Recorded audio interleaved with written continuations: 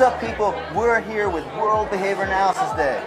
We're at an event for behavior analysts. We're going to get to interview some very cool folks behind the scenes so you can find out what people are like in the field. This is the greatest science in the world, don't you think? It is. It's the greatest science in the world. We're going to interview behavior analysts, registered behavior technicians, and all the folks who love the science.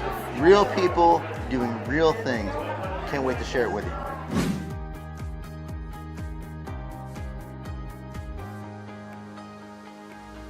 What do you wish more people knew about the science? Because sometimes it's misunderstood, right? I wish that I've been fortunate to get the opportunity to work with the fire department, and I'm on a FEMA project, and I work with colleagues at JPL now, and I wish that they knew what we can contribute as scientists.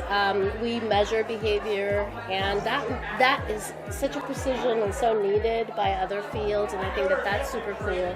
But also that perspective I shared, that behavior is a function of its circumstances. I think I wish more people knew that. Yes. Well, you know what's so cool? This is the coolest thing ever. Honest to God, she might be the coolest person in the field because she's worked with NASA and robotics. It's amazing. Can you tell the folks what you've done there? Well, I am just privileged to be in the lives of brilliant, wonderful human beings. Adisa Patel, McSherry. So I've got Mackenzie, I've got Anne, I've got to go through a list of individuals, and these are all the students who've been interested in robotics and artificial intelligence. And I've just been in their journey. That's really what that is, a privilege. We know the science can be applied everywhere, right? But unfortunately, some people misunderstand what the science is. What do you wish more people knew about behavior analysis? I wish more people knew that, yes, we do work a lot in the population with autism, but the science can be applied to anything from sports like boxing, golf, even classroom behavior management. It's just so much to the science outside of just working with one population that it's popularly known. We can analyze behavior scientifically. That behavior is determined, and it kind of goes back to Skinner. Behavior is determined. There's no free will. It doesn't just happen, folks. Nope, it doesn't just happen. All of our behavior is due to our learning history and our physiology, and we could study that scientifically.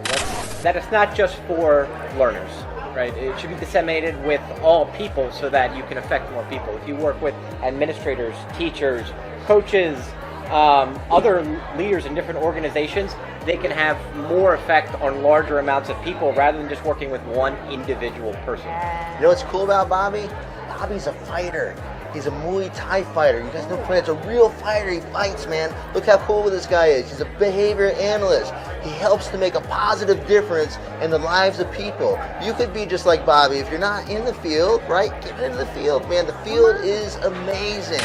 Behavior analysis is much more than a science for ASD. It's much more than a science, but the people with severe and profound impairment make such small gains that only if you're taking data, only if you're graphing that data, only if you're looking to observe and take in those small gains, you can absolutely see learning in individuals who in the 1950s, 60s, and even 70s were individuals who people said they couldn't learn. And so a person learning to dress for some is a major accomplishment.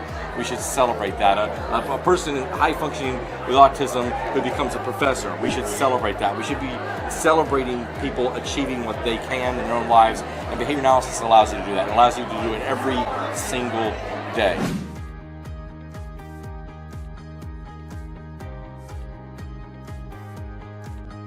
I love being able to go in and coach teachers, coach administrators, build processes and foundations, and then being able to go in and disseminate the information to all levels in the district and to make real global change.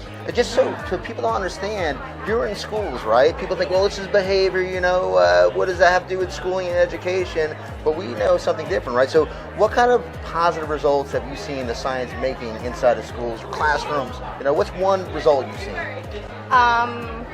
Positive classroom behavior and management, that 4-to-1 praise being given to those students more often. and being able to coach those teachers so they are able to manage their classroom and provide that positive reinforcement to the students. Yeah, and do students behave better as a result? Absolutely. Do they learn more? Absolutely. Are teachers happier? Yes. Are school leaders happier? Yes. Are parents happier? Absolutely. That's what I'm talking about. Well, I think the best thing is I love working with the kids, and then I'm also I supervise RBTs, and I love teaching and training new RBTs. That's one of my favorite things. So for those of you who don't know, an RBT is a registered behavior technician, meaning they're certified to provide behavior analytics services working under a behavior analyst. I like to do a lot of professional development about like team building and like every school district short of people. Yeah. So, you know, I'll go in and be a para for 45 minutes. So Do what you somebody gotta. can get their lunch. You roll your sleeves up, Yeah. right? Get in there. Behavior analysts again, man, making a positive difference. So, what do you love most about the science? One of the things I love about the science is how applicable it is to all walks of life. The fact that you can use it in a corporate boardroom, to a child with developmental disability, within a prison, church group. Regardless of the setting, it's still applicable and it still works.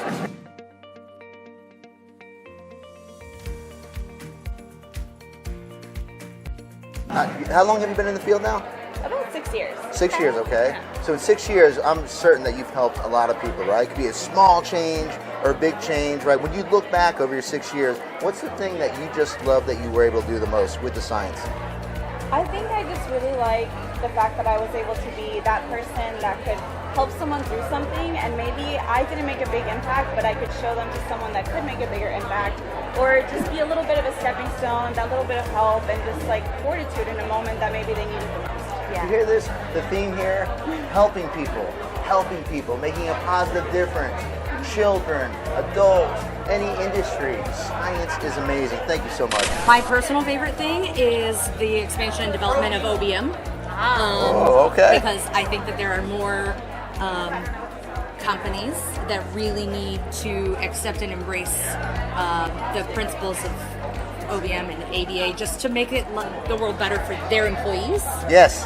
And outside of even the world of ABA. But I just like that that's an expanded aspect. The science can be used to help Everywhere. business, the organization. People want to come to work when we use the science. It's just amazing. I'm so glad you brought up OBM. I think that a lot of it goes back to a lot of our staff, the BIs, and just really watching them grow and really instilling the passion of what we do in them. Because, you know, it's all about helping more and more people. So I like just that web effect. You hear that? Helping more and more people on a web effect, right? It almost has like a ripple effect across people, right? One individual's behavior can change and impact a whole bunch of other people's behavior.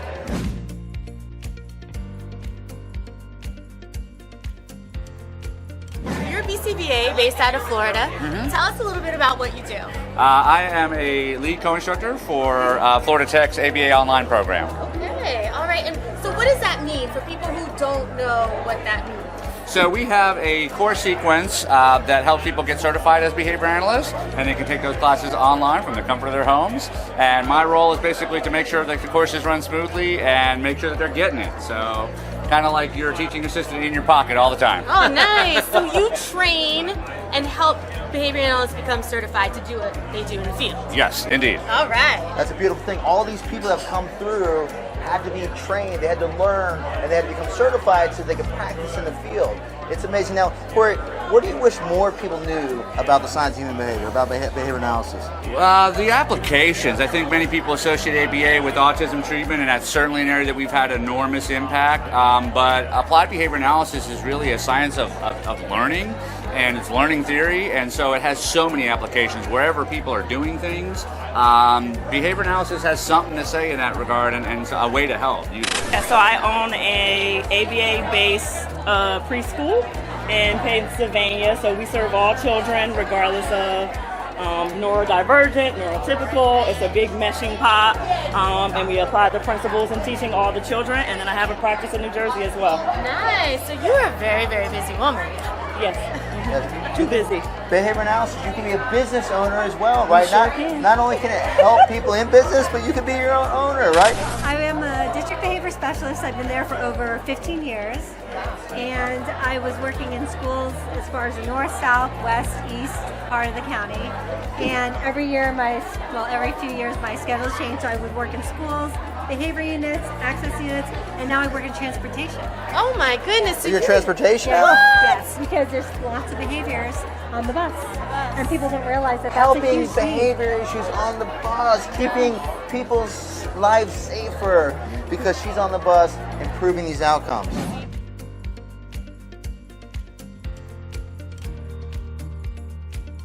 And so what do you see? What do you want to do once you get through all your training? What do you want to do with the science? So as of now, I work with little kids and early intervention. So over time, what I would like to do is kind of go up like in age where I'm working with older people as well, just so I can kind of fill out all of the areas that you can have with behavior analysis.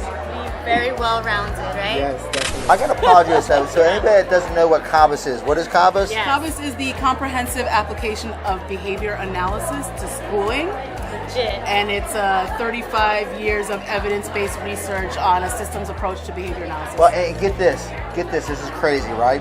Now, correct me if I'm wrong about this, right? But CABAS has helped students accelerate their learning by 4 to 6 times.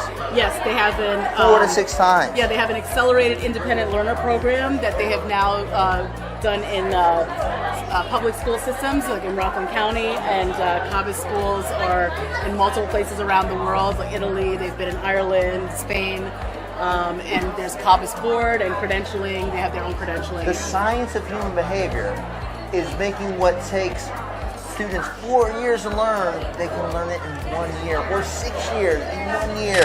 You know what's super cool about Dwayne? Not only does he use the science of human behavior in education, but he's also a coach. He uses it to coach people, and he trains other coaches on how to coach people. He's training people how to bring out the best in athletes as well. The science can be used anywhere, right? Basically anywhere.